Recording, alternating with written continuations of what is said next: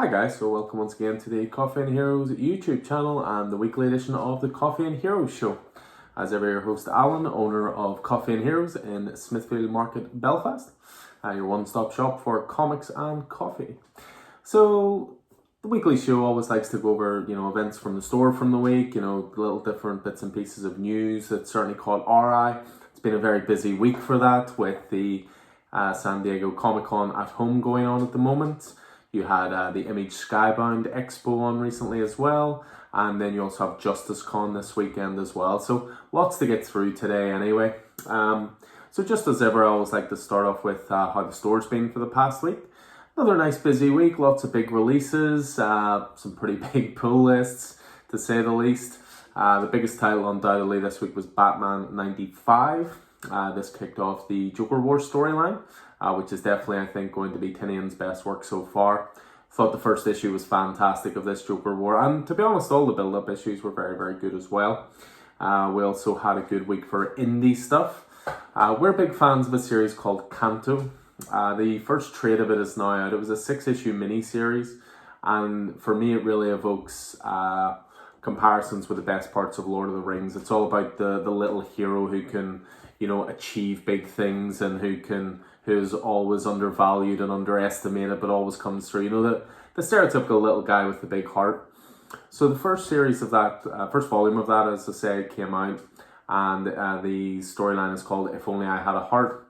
And then this week they released a one-shot called Canto and the Clockwork Fairies, and this is anticipation of Canto 2 and the Hollow Men, which starts soon as well.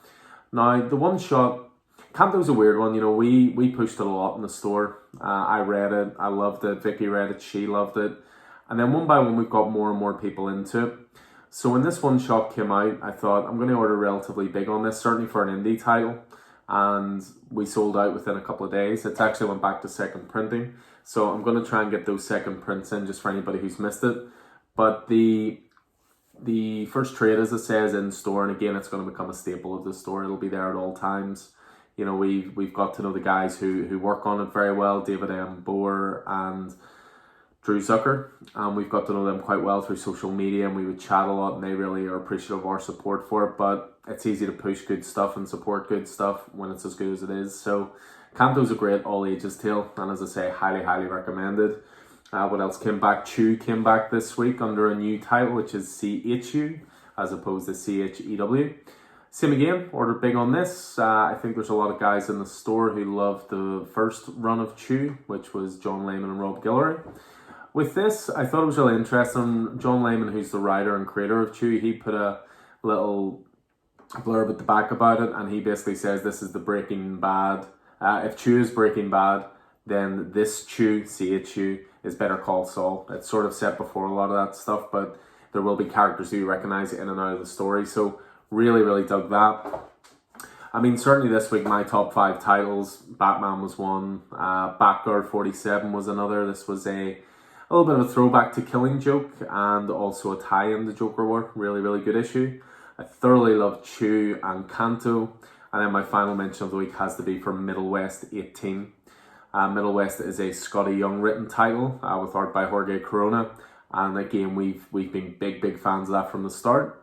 Issue 18 came out this week, which brought an end to the third and final arc, unfortunately. But again, it's a title that will always be in the shelves. Highly, highly, highly recommend it, guys. So just if you see that in store and you fancy giving a chance to something new, it's really high up on my list, as I say. Free Comic Book Day this week. So we had definitely the major standout was the Spider-Man Venom one-shot Free Comic Book Day. So half the issue was Spider-Man based. It was a story involving Spider-Man, Black Cat, and the Vulture. And then the second half was the Venom-based story, and it was obviously what was supposed to be the first appearance of this new character, Virus. But Venom 26 came out before this due to the pandemic and the rescheduling and everything. I'm reminded of a story, and it kind of brings a little bit of a smile to my face, that when this Free Comic Book Day was first announced, way back in sort of February, March, there was a store in America, and they were selling the Free Comic Book Day issue in advance. Basically get your pre-order in, so to speak. And they were charging $25 for it. And at the end of the day, you can charge what you like as a store. It's up to you. I personally would never do that with a free comic book day issue ever. You know, the clue's in the title. But the thing is, 150 people had bought it at this price because they were so caught up in the hype that this was going to be the first appearance of this new character. And then because of the pandemic hitting and free comic book day being cancelled and, you know, releases being moved all over the place, Venom 26 actually came out a week before this free comic book day issue. So technically speaking, Venom 26 is the first appearance of Virus. And these people had all paid this money. And, you know, I've spoken on this channel before and on the podcast before about my hatred for comic speculating. So this actually brought a little bit of a smile to my face that people sort of paid that money, because you should always trust in your local store. Your local store will always sort these issues out for you as long as you give them advance warning. You give them notice that that these are titles that you want. You should never have to pay through the odds for it, and you know, you should never speculate to that degree. I think certainly again with a free comic book day issue. So we still have a couple of issues of the Spider-Man left. So if you got anybody missed out on it, just get in touch. Let us know. We'll do our best to sort you out there. What we tend to do with something like that is anybody who was on Venom or Spider-Man, you know, if they had those titles on their pull list, we just put a copy of that in there. You know, traditionally free comic book days, you know, piles of free comics everywhere, people can pick and choose, but because of the unique format of it this year, we thought it was better just to make sure that people who were on certain things, we made sure they got those free comic book day titles, and then we had spares for anybody else who wanted them.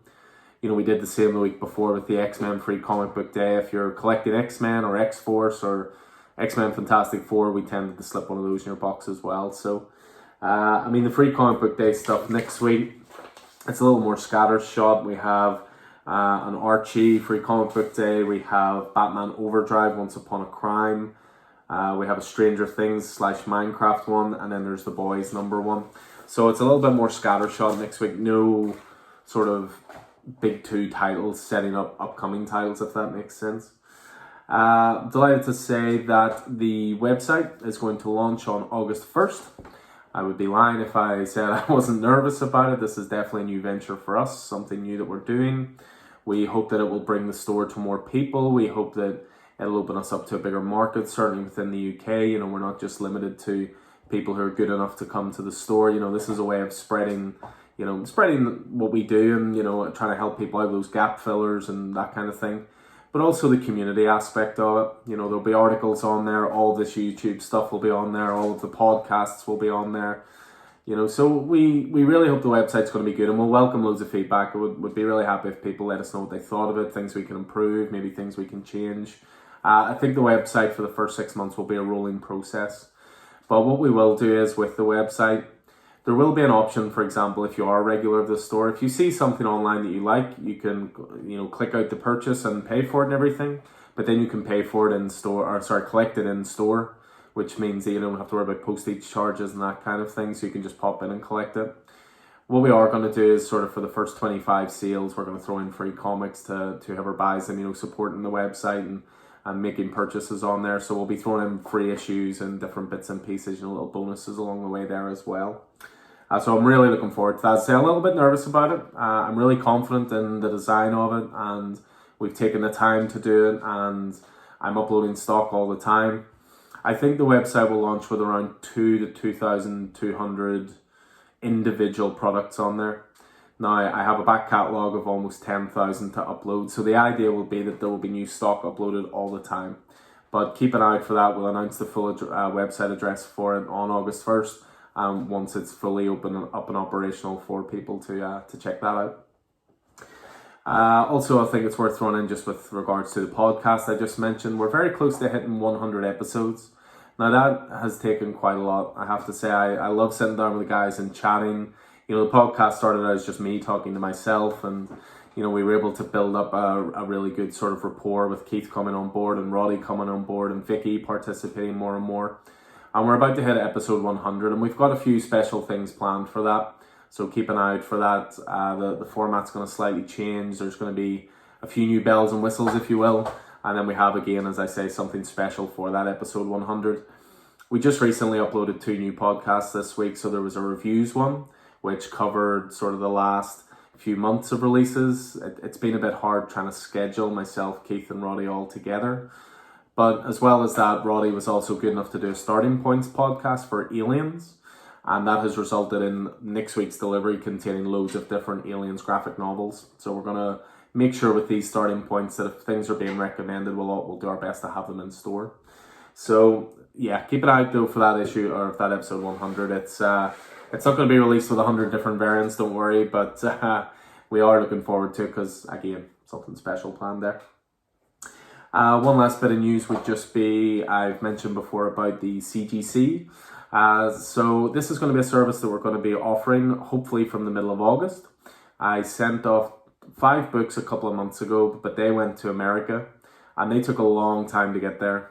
It was getting to the point I was getting slightly nervous that they wouldn't even make it there. And that's always my concern with this. My concern was people are going to entrust us to, with their prized possessions essentially because they want to get them graded, long-term investment, that kind of thing. And my worry was always that these books would get lost along the way. But recently CGC have opened up offices in London, so we can now post directly to them, and they basically do large freight deliveries across to America, and they grade them all at once and send them back to London, and then they get sent from London to us. So this makes me feel a lot better about it, and I sent off 20 books there on Monday, again from my personal collection. I'll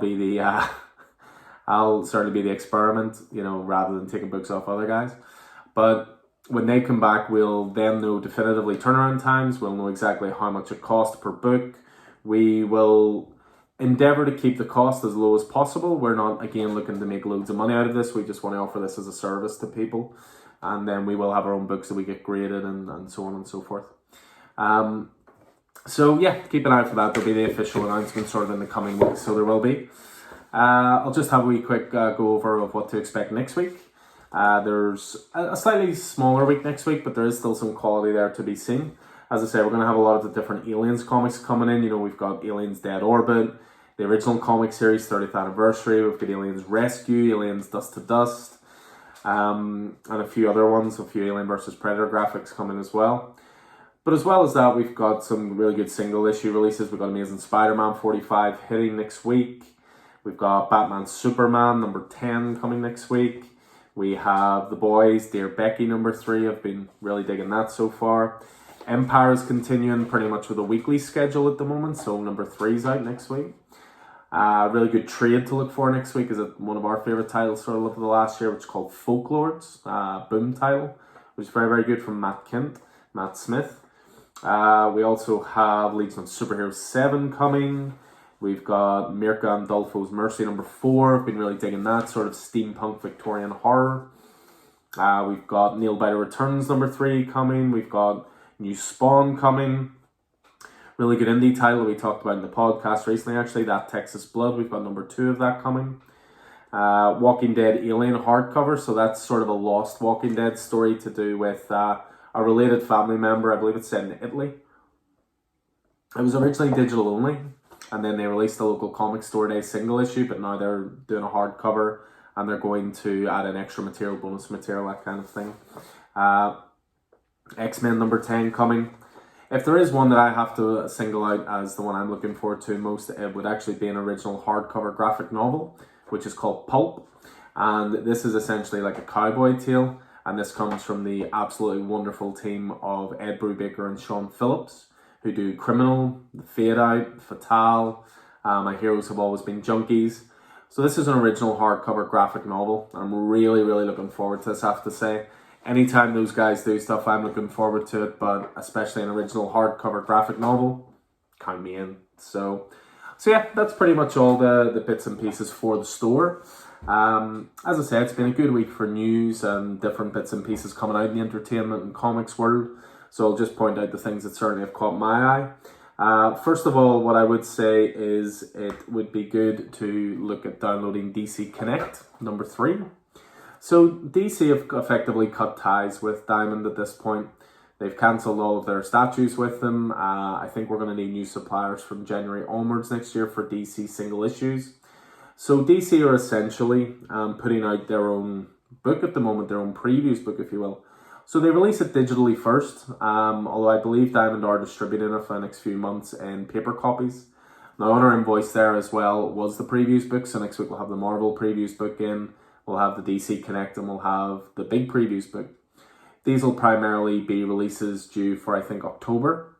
But I had a quick look through the DC one. You can find this online for free. It's just a search in Google, DC Comics Connect, CONNECT.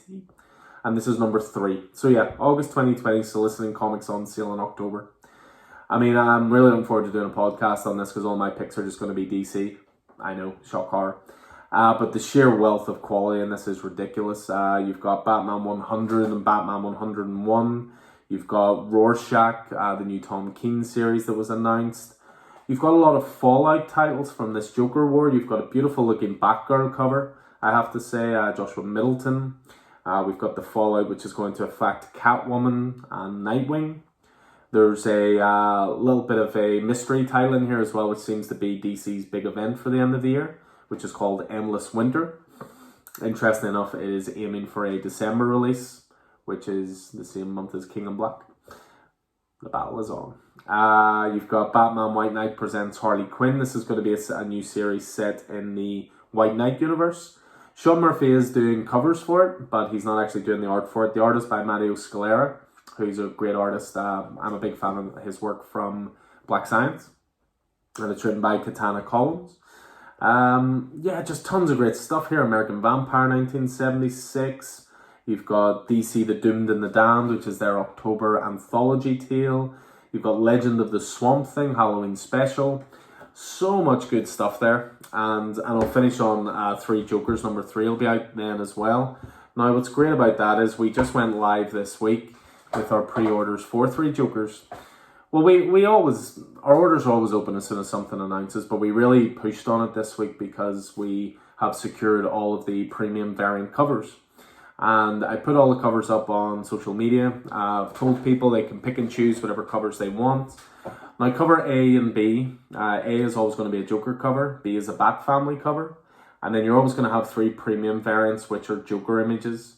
All of these are all just cover price. We are getting 1-25s and 1-100s, but those are more expensive and have actually all sold out already, which is, great to see. But the premium ones, you don't have to buy them as a set. If you like the look of one of them, just let us know. You can pick and choose whatever covers you like. If you just want one cover, that's perfect. If you want all 5 covers, we can accommodate that. So just do have a look at it online. You can either look up Jason Faybook's Twitter profile, and he will show off all the covers, or I have posted a picture on the Coffin Heroes Facebook page that actually shows all 5 covers for all 3 issues. So definitely something to have a look at because some of those covers are phenomenal. And I was talking there about Walking Dead The Alien, which was that sort of lost Walking Dead story. A couple of bits of Walking Dead news in the this week. The first big one is that the season 10 finale is going to be coming very, very soon. And they've also opted to extend season 10 by 6 episodes and delay season 11. So this is obviously because they haven't been able to film ahead as much as they would have liked. But it's an interesting way to just extend the series. I think that's pretty good rather than just saying, guys, you're going to have to wait, a year and a half for next season. I personally am a bit behind in Walking Dead. I'm probably up around the start of season 9. So I do have a bit of catching up to do. It's not quite as vital to me these days as it used to be. But something that is vital Walking Dead related, I have to say, and one of the biggest and probably most surprising announcements this week is that the Walking Dead comic series is going to return with what is tentatively being called The Walking Dead Deluxe. Now what this is actually going to be a release of all of the single issues all again, right from the very start, brand new printings, but in colour.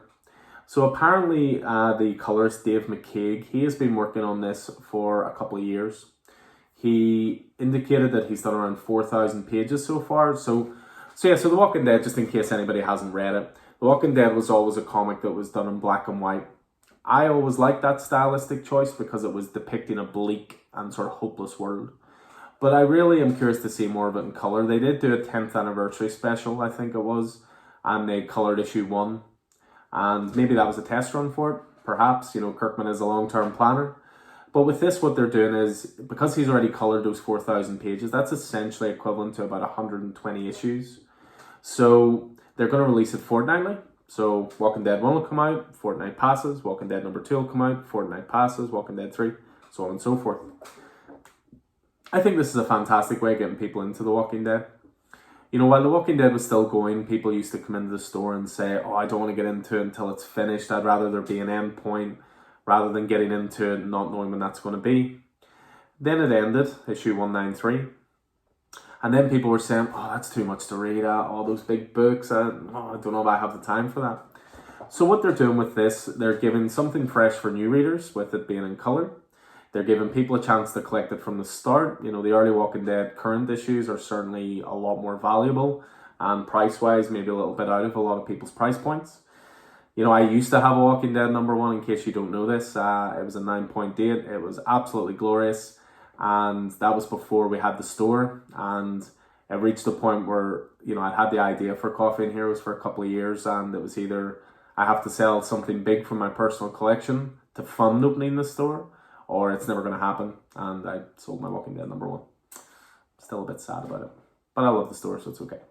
But yeah, so this is going to be coming fortnightly. I believe it is going to kick off on October 7th. And I think this will be a really good way, as I say, if you're looking to get into The Walking Dead, because you'll be reading it fortnightly, it won't seem quite as much of a commitment. Although in saying that, it will take at least 4 years for all of these issues to come out. Thereabouts, so it might be a while. But yeah, looking forward to that. The covers look great. Looks like they're doing some new covers as well. I saw David Finch was doing a new cover, although to be honest, I'll probably just stick to the original covers, but seeing them in colour will be great. So yeah, that was sort of the Walking Dead news. With regards to comics news, as I say, there's a lot of interesting stuff this week. That Walking Dead announcement was at the Image Skybound sort of expo, and then a lot of stuff is starting to come out from San Diego Comic-Con. Now, we'd mentioned last week on the show that Kenny Reeves was writing a book coming out soon called Berserker. It almost seems like he started a trend of people from Hollywood getting involved in comic books and possibly setting it up to be something that will be a future movie. So the latest one is Oscar Isaac. You may know him as Poe Dameron predominantly. He's been in tons of other great stuff as well. You know, he's in Ex Machina, for example.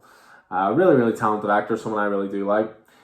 Interesting enough, he's going to be in a movie adaptation of a different Ex Machina, which is based on Brian K. Vaughan's excellent story.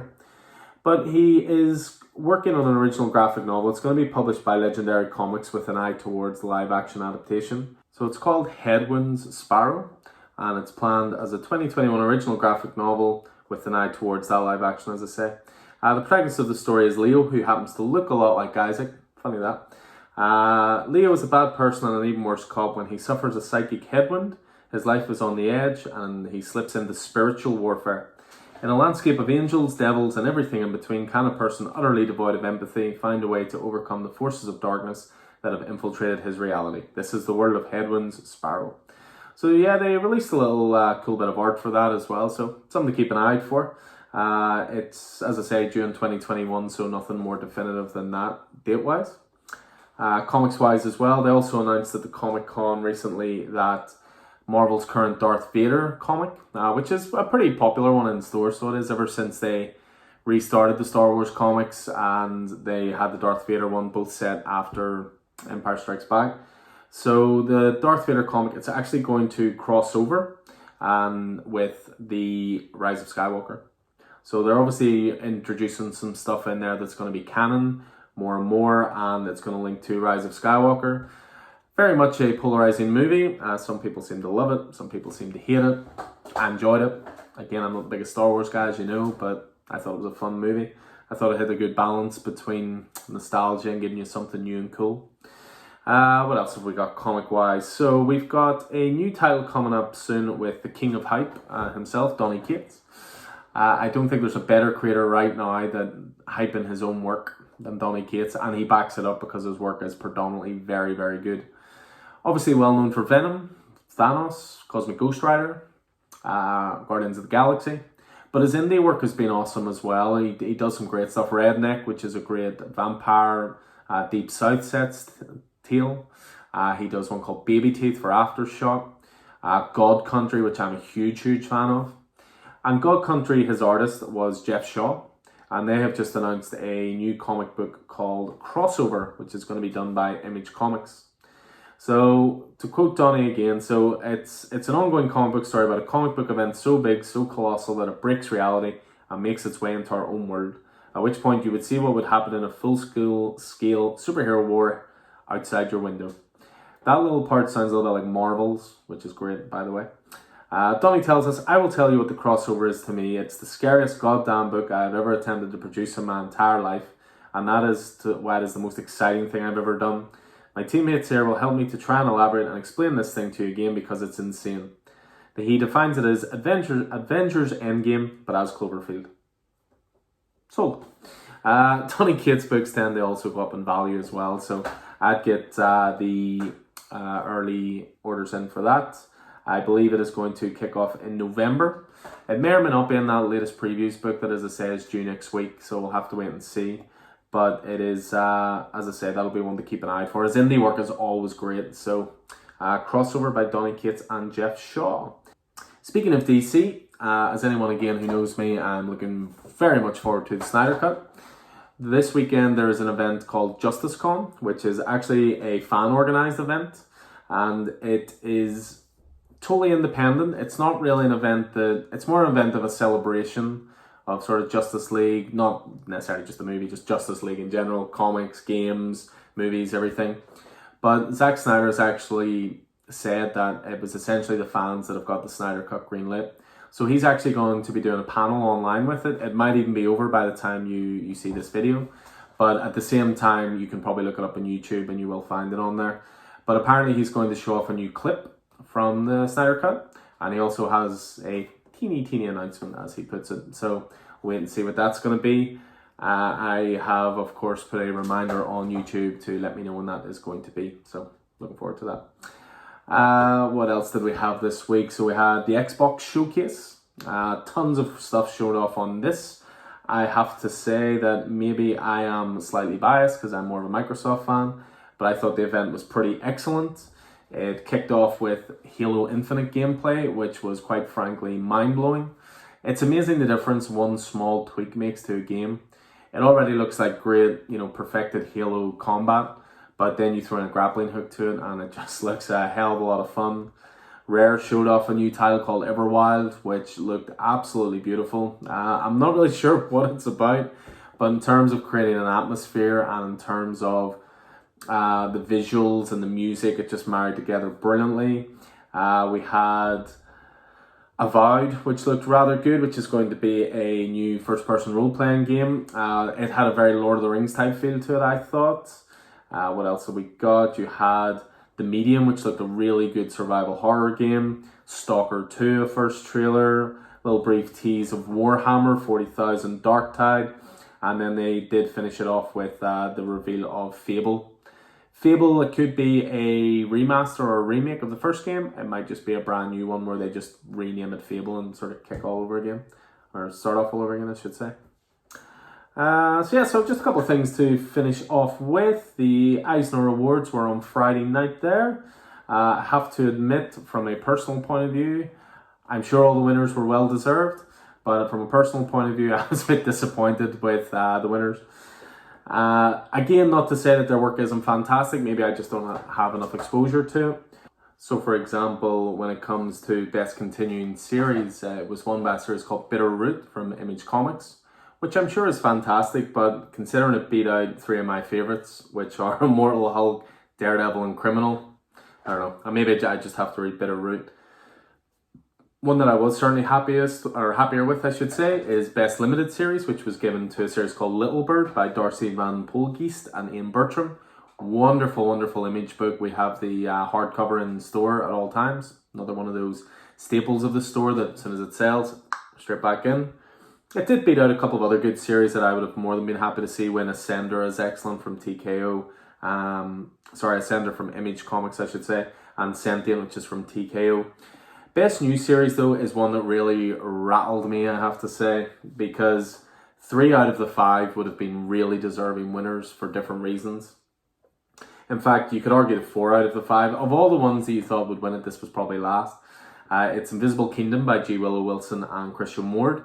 I personally did read the first story arc of it and thought it was okay, it was alright, but considering it was up against Once and Future, Something is Killing the Children, Undiscovered Country, and also a really cool new series called based on Doctor Doom for Marvel. I mean, really would have been, I was rooting for Once and Future the most, but Something That's Killing the Children and Undiscovered Country would have certainly been worthy winners as well. So those were sort of the main ones. You've got lots of other bits and pieces there. There was one though that sort of I was a bit disappointed, which was the Best Graphic Album Reprint. I would have loved to have seen Bad Weekend win that by the Criminal team I mentioned before, Ed Brubaker and Sean Phillips.